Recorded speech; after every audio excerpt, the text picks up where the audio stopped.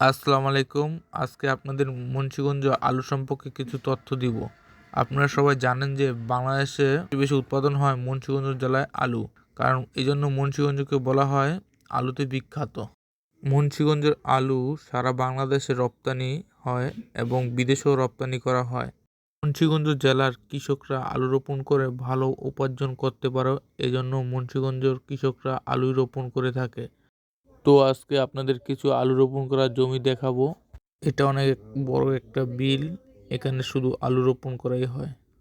এদিকে কিছু আলু গাছ দেখা যাচ্ছে, এগুলো হচ্ছে টিবিসি বীজ আলু।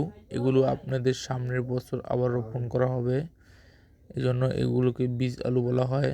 এখানে গাছগুলো অনেক সচ্ছল এবং ভালো হয়েছে, খুব অনেক বড় হয়েছে।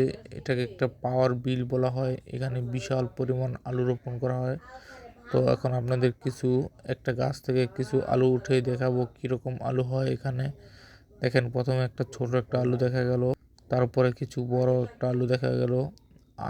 এগুলোর বয়স হয়েছে গাছগুলোর 3 মাসের সময় হয়ে গেছে, আর 1 মাস পরে এগুলো উঠানো হবে। এই যে হাতের সাইজ, এই আলুটার সাইজ প্রায় 200 গ্রাম বা 150 গ্রামের মতন হবে। এগুলো বীজ আলু, টিবিসি বাক্স বলা হয়। এগুলো আপনাদের সামনের বছর আবার রোপণ করা হবে, এই জন্য কৃষক এগুলো রোপণ করছে আগামী বছর লাগানোর জন্য। আসসালামু আলাইকুম, সবাই ভালো থাকবেন। ভিডিওটা এখানে শেষ।